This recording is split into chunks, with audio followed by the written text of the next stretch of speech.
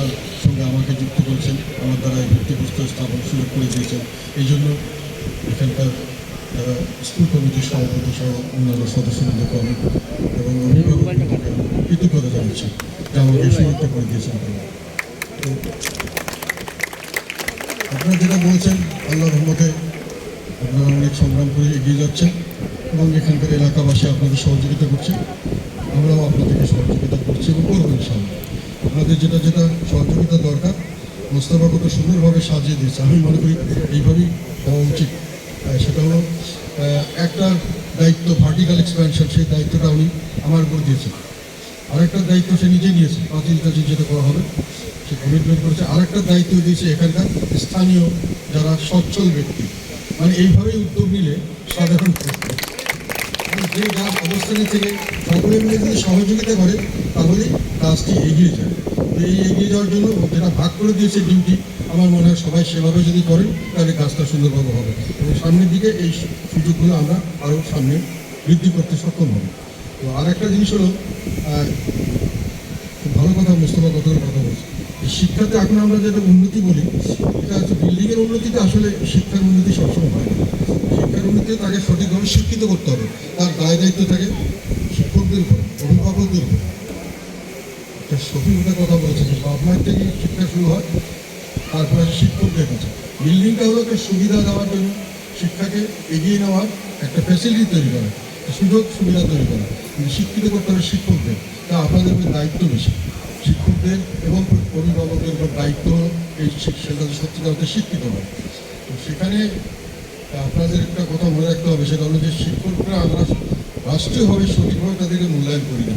তার বেতন দেওয়া যা সুযোগ সুবিধা আমরা দিই, যে কোনোভাবে হোক, বর্তমান যুগের তার সঙ্গে তাল মিলিয়ে তারা খুবই নিম্নবিত্ত সহায়ত্ব অবস্থায় জীবনযাপন করতে বাধ্য হয়। তাদেরকে যেভাবে পারে তাদের সঠিকভাবে শিক্ষা দেওয়ার মতো সবসময় তাদের পক্ষে সম্ভব হয়। এই বিষয়টি অবশ্য আপনাদের বিষয় না, এটা রাষ্ট্রীয় পর্যায়ে আমরা তুলে ধরার চেষ্টা করবো। আমরা অনেক দিকে খেয়াল করছি, পৃথিবীর অন্যান্য উন্নত দেশে শিক্ষকদেরকে খুব মূল্য দেওয়া হয়। এখন প্রাইমারি স্কুলের শিক্ষকদের অনেক সময় ওখানকার বিসিএস বা ওই ধরনের র্যাঙ্কের লোকদের চেয়ে বেশি বেতন দেওয়া হয়। তাদের কথা হলো শিক্ষক যারা ছাত্রদেরকে ভিত্তিক শিক্ষা দিতে হবে, তাদেরকে সঠিকভাবে দিতে হবে, সেরকম উপযুক্ত লোক আসতে হবে। সুযোগ সুবিধা না দিলে সেই ধরনের লোক এখানে আসবে না। যারা কোনোখানে কোনো কিছু করতে পারছে না, বেকার করে বেড়াচ্ছে, তাদেরকে রাস্তা থেকে ধরে এনে দিলে ও তো সেই শিক্ষা দিতে পারবে না।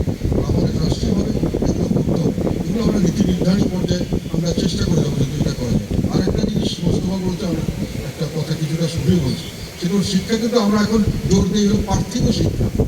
পার্থিব শিক্ষা যদি পরীক্ষা হয়, যদি পাশ করে যদি চাকরি হয়, সবচেয়ে বড় জিনিস হলো পার্থিব শিক্ষার বাইরে মানবিক শিক্ষা আর একটা নৈতিক শিক্ষা। আমি শিক্ষিত হলাম এবং অনেক বড় বড় কাজ করলাম, অনেক বড় ধরনের কিছু হলাম, কিন্তু জাতি দেশ ও জাতি তার থেকে কী পাবে যদি সে দুর্নীতি করে অর্ধেক টাকা নিয়ে চলে যায়, যদি তার কোনো রকম মানবিক গুণ না থাকে, নিজের মা বাবা প্রতিবেশীদের দিকে যদি তার যেটা করা উচিত সেটা যদি না করে, দায়িত্ব পালন করে, তাই সেই শিক্ষিত আমাদের সমাজের জন্য কতটুকু উন্নতি করতে পারে। বরং এই শিক্ষিত অনেক সময় আমাদের সমাজের জন্য বড় বোঝা হয়ে দাঁড়ায়। আজকে সারা বাংলাদেশে উন্নয়নমূলক যত কাজ হয়েছে, দুর্নীতি হয়েছে সবার। মানুষের ঋণ, সরকারের যেমন ঋণ বেড়েছে, মানুষেরও ঋণ বেড়েছে। কথা হলো এই কারণে এই ঋণগুলি সরকার যেভাবে কাজ করতে চেয়েছে বা যে কোনো কারণে হোক, সেই কাজগুলি হয়নি। অর্ধেকের বেশি টাকা পাচার হয়ে গেছে বিদেশে। গত ফাইন্যান্সিয়াল ইয়ারে নতুন একটা কথা খুব আলোড়ন সৃষ্টি করছে, এই একটা অর্থনৈতিক মন্দায় দেশ যাচ্ছে, জিনিসপত্রের দাম প্রতিদিন বাড়ছে, মানুষে কুলিয়ে উঠতে পারছে না, ফলে ডলারের দাম বেড়ে যাওয়াতে টাকার মূল্য কমে যাচ্ছে, এমনি আপনার বেতনের ভ্যালু কমে যাচ্ছে, এমনি জিনিসপত্র কিনতে গেলে আপনি পারছেন না। আর যেহেতু ইম্পোর্ট রেস্ট্রিকশন করছে, আমদানিকে অনেক সময় কমিয়ে ফেলা হচ্ছে, অনেক কারণে আমদানি অর্ধেকের মতো করে ফেলা। এখন অনেক মিল ফ্যাক্টরি চলছে না, অনেক মানুষের দোকানে গিয়ে জিনিস কিনতে পারছে না, অনেক লোক বেকার হচ্ছে, দোকানদারও বেকার হচ্ছে, শ্রমিকরা বেকার হচ্ছে, মালিকেরা বেকার হচ্ছে। সেই কারণে বেকারত্ব বাড়ছে। তো এই জিনিসগুলোতে কারণটা কি? দেখা যাচ্ছে বিপুল অঙ্কের টাকা যেগুলো উন্নয়নের নামে আসছে, তার বিপুল অঙ্কের টাকা দুর্নীতির মাধ্যমে লুটপাট হচ্ছে এবং বিদেশে পাচার হচ্ছে। যে কথাটা বলছিলাম, আলোড়ন সৃষ্টি করছে কোন কথা? গত 6 মাসে যে বা এই রিসেন্ট 6 মাসে একটা হিসাব বেরিয়েছে যে প্রায় এক্সপোর্ট হয়েছে ব্যাংকের হিসাব মতো, বাংলাদেশ ব্যাংকে এক্সপোর্ট হয়েছে প্রায় $27 বিলিয়ন। কিন্তু বাংলাদেশ ব্যাংক বলছে যে এই টাকা আমরা পেয়েছি তার এগেন্সটে মাত্র $18 বিলিয়ন। তাহলে আর $9 বিলিয়ন কী হলো? মানে $9 বিলিয়ন এখান থেকে পাচার হয়ে গেছে ওভার ইনভেস্টিং বা আন্ডার ইনভেস্টিং। এইটার কারণে আমরা যে বলি যে পার্থিব শিক্ষায় শিক্ষিত হলাম, দেশকে অনেক ধরনের অবদান রাখতে চেষ্টা করলাম। আমি তো দেশকে অবদান রাখছি না, নিজেকে অবদান রাখছি এবং বিদেশের টাকা করছে পাচার করে বিদেশের অবদান রাখছি, দেশের টাকা লুণ্ঠন করে বিদেশে নেওয়া হচ্ছে। এটা হলো আমাদের সমাজের শিক্ষার আমি মনে করি দোষ। এইখানেই আমাদের দরকার ছিল আমাদের এই নৈতিকতা শিক্ষা, যে আপনি একটা কথা আমি যতটুকু জানি, আমি ইসলাম ধর্মের কত বেশি শিক্ষিত মানুষ নই, তবে কতগুলো জিনিস আমি বেসিকভাবে বিশ্বাস করি এবং এটা মেনে চলার চেষ্টা করি ইসলামের ধর্ম হিসেবে, ইসলামের নীতি হিসেবে। সেটা হলো আপনি আরাম খেলে আপনার কোনো ইবাদত আপনার আল্লাহ কবুল করবে না। আমি যখন হারাম খাচ্ছি, আমি মসজিদ ভর্তি করতেছি, শুক্রবারে জায়গা দিতে পারছি না, সেই ইবাদত আমার কতটুকু কবুল হচ্ছে আল্লাহ বলতে পারবেন। সেই শিক্ষায় শিক্ষিত হয়ে আমার তো দরকার ছিল এমন লোককে যে আমি যতই করি আমি হালাল খাবো, তাহলে তো আমার এতটুকু দরকার হয় না, দুর্নীতি আসে না। আর দুর্নীতি না আসলে আমার তো জিনিসপত্রের দাম বাড়ে না, আমার টাকা তো বিদেশে পাচার হয় না। তো এই সমস্ত জিনিসের জন্য আমাদের এই শিক্ষাটার অভাব বোঝা যাচ্ছে, যে প্রকটভাবে আমরা নৈতিকতার শিক্ষার অভাবে পড়ছি। যে কোনোভাবেই হোক এটা আমাদেরকে সামনে এগিয়ে নিয়ে যেতে হবে। আর কোনো মানবিক শিক্ষা, এটা একটা বড় সমস্যা, এটা একটা কমন সমস্যা হয়ে গেছে। যেটাও বলবো, বৃদ্ধাশ্রম করা হচ্ছে, বিভিন্ন বাবা মা বিভিন্ন জায়গায় এমনকি কমপ্লেন করে এসছে, এমন সংসদে একটা আইন পাস হয়েছে। সৌভাগ্যক্রমে আমাদের এই আইনটা তুলেছিল গত সংসদে আমাদের মুজিবুর রহমান। বাপ মাকে ভরণ পোষণ করার মানে বাধ্যবাধকতা, যদি কোনো বাপ মা না করতে চায় তাকে বাধ্য করা হবে তার বেতন থেকে টাকা দেওয়া হবে। এটা আইন করা হয়েছে। কেন আইন করতে হবে? আইনের দ্বারা তাকে বাধ্য করতে হবে বাবা মাকে তুমি সম্মান করবা, বাবা মাকে তুমি দেখাশোনা করবা। এর চেয়ে লজ্জার বিষয় কী হতে পারে? আমরা কোথায় নৈতিকতায় দাঁড়িয়ে গেছি, মানবিক শিক্ষা আমরা কোথায় দাঁড়িয়ে গেছি? সেই হিসাবে আপনাদের এই আলহেরা বা এই ধরনের ইনস্টিটিউটগুলোর এই যে একটা ভ্যালু সিস্টেম করে তোলা, আমি যেগুলো খেয়াল করেছি এগুলো আমি মনে করি এটা হওয়া উচিত। আমরা শুধু বিল্ডিং হলো সুন্দর, বিরাট সুটকোট পরা সব অফিসার বেরোলো, তারা গিয়ে বড় বড় জায়গায় বসলো, বিরাট উন্নতি করলো। তাদের উন্নতিতে দেশের প্রতি এই মুহূর্তে দেশের প্রতিটি মানুষের সরকারি হিসাব, প্রতিটি মানুষ একটা শিশু আজকে জন্মগ্রহণ করছে, তারও ঘাড়ে 1.5 লক্ষ টাকা করে তার ঋণের বোঝা তার ঘাড়ে চাপিয়ে দেওয়া হচ্ছে। এবং এই ঋণ কীভাবে শোধ হবে, দিনকে দিন যে অবস্থা দাঁড়াচ্ছে সেটা নিয়ে কিন্তু এখন আমাদের দেশের বড় বড় বিশেষজ্ঞরা পর্যন্ত অত্যন্ত উদ্বিগ্ন যে সামনের দিকে দেশ কীভাবে চলবে। আমরা এখন বিদেশ থেকে লোন নিয়ে সেই লোনের অর্ধেকের মতো দিয়ে দিচ্ছি, আবার সুদ হিসাবে বিদেশি টাকা লোনের মধ্যে আমাদের নিজের টাকা দিয়ে আমরা যেভাবে যে কোনোভাবে পারছি টাকা আদায় করার চেষ্টা করছি। বিদ্যুতের বিল বাড়ানো হচ্ছে, পানির বিল বাড়ানো হচ্ছে, গ্যাসের দাম বাড়ানো হচ্ছে, সব কিছুর দাম বাড়ানো হচ্ছে। কেন? যে টাকা নাই, টাকা নেই, টাকা গেল কোথায়? সাধারণ লোক তো টাকাগুলো খায় নাই, কিন্তু সাধারণ লোককে কিন্তু এর জন্য টাকাগুলোকে ফেরত দিতে হচ্ছে। এই যে আমাদের এই সমস্ত জিনিস, আমি মনে করি যে আমাদের দুর্নীতি রোধ করার জন্য যে শিক্ষা দরকার, আমি খালি পুলিশ দিয়ে মিলিটারি দিয়ে দুর্নীতি রোধ করতে পারবো না। এখন দেখা যাচ্ছে দুর্নীতি দমন ব্যুরো এগুলো হয়েছে দুর্নীতি প্রধান আখড়া, তারা ধরে ধরে বড় বড় দুর্নীতিবাদদেরকে সার্টিফিকেট দিচ্ছে। এই সার কোনো দুর্নীতি নাই, সার্টিফিকেট দিলাম, পয়সার বিনিময়। আর আমাদের সাধারণ কেরানিকে ধরে একটা জুনিয়র অফিসার তার 500 টাকা থেকে 1000 টাকা তার জন্য তার টাকা আছে, কেন সে পয়সা দিতে পারে না। তো এই ধরনের সমস্যা তো আমরা সমাধান এইভাবে হবে না। ভিতরে অন্তরে সেটা সেই ধরনের শিক্ষা দিতে হবে, নৈতিকতা শিক্ষা দিতে হবে। পার্থিব শিক্ষায় আমাদের দেশে কোনো উন্নতি হচ্ছে না। নৈতিক শিক্ষা দরকার, মানবিক শিক্ষা দরকার। মানুষ হিসেবে তারা বাপ মাকে দেখে, ভাই বোনকে দেখে, প্রতিবেশীর তার হক পালন করবে। এটি হলে সমাজ সুন্দরভাবে চলবে। এটা কিন্তু আমরা করতে পারছি না। আমাদের দুর্নীতিও বাড়ছে, মসজিদে নামাজের সংখ্যাও বাড়ছে। আমি জানি না, একটু ধর্মীয় লোক বলতে পারবো, নামাজের সংখ্যা তো দেখেন মসজিদের পর মসজিদ বানানো হচ্ছে এবং শুক্রবার ছাড়া অন্যদিন কিন্তু কেন আবার তেমন একটা লোক হয়।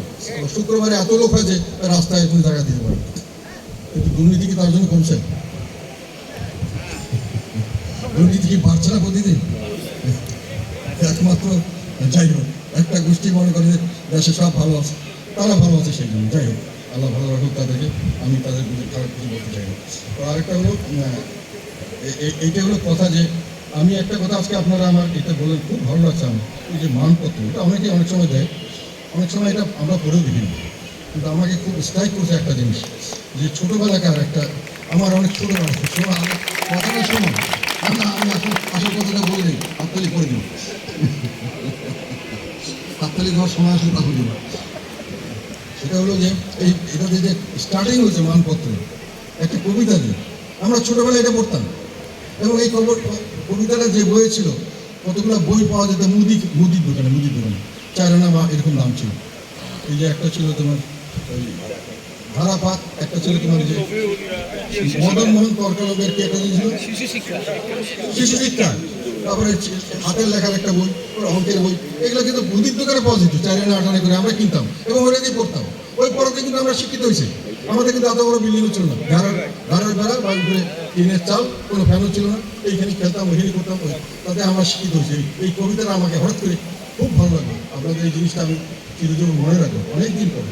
কুটিল মালতী ফুল সৌরভ ছুটিল, পরিমল লোভে অলি আসিয়া ছুটি, গগনে উঠিল রবি রহিত বরণ, আলোক পাইয়া লোক গুণকিত মন। প্রভাত সকালের এই বর্ণনা 1800 কত সালে বা 1718 সালে একজন কবি লিখে গেছে বাংলাদেশের, যে সকালটাকে কি সুন্দরভাবে সে বর্ণনা করছে। এই ধরনের অনেক কবিতা ছিল, অনেক জিনিস ছিল। এটা করে তো আমরা শিক্ষিত হয়েছি, এটা করে তো আমরা অন্ততপক্ষে বলতে পারি যে পার্থিব চেয়েও আমরা মানবিক বা আমরা নৈতিক শিক্ষা আমরা কম নাই। আমার ভাই এসএস স্যার কিন্তু স্কুল কলেজে দিনিয়াত শিক্ষা এইসব একটা কম্পালসারি করেছেন, আমি যতটুকু জানি। উনি বলছেন শিক্ষিত হতে গেলে তাকে ধর্মশিক্ষা শিখতে হবে, সে কোনো জায়গায় ধর্মের বিষয়ে থাকতে হবে, নাহলে এই শিক্ষা সমাজের কোনো উন্নয়ন করতে পারবে না, সমাজের কোনো উন্নতি করতে পারবে না। তার প্রকৃষ্ট উদাহরণ বর্তমান সমাজে শিক্ষার অনেক উন্নতি হচ্ছে, অনেক কিছু বলা হচ্ছে, নৈতিকতার উন্নতি নাই, দেশের মানুষের শান্তি নাই। যাই হোক, আরেকটা কথা হলো, আপনারা কে জানি বলছেন যে এখানে লাইব্রেরি এবং নামাজের দরকার। এটা আল্লাহর রহমত, আমি খালি আমার পলিটিক্যাল অফিস এখন করিনি, করতে পারিনি। পলিটিক্স মানে এমন একটা জিনিস, এখানে গেলে আপনি হারে যাবেন, কোথায় যাচ্ছেন বুঝতে পারবেন। সবসময় মনে হয় কি আপনাকে খাবে, আপনি কাকে খাবেন, ওই চিন্তায় থাকতে, ওই চিন্তায় থাকতে সাগরের মধ্যে ঘোরাঘুরি, যাওয়ার কোনো শেষ নাই, নিজেরও শেষ নাই, উপরেও শেষ নাই।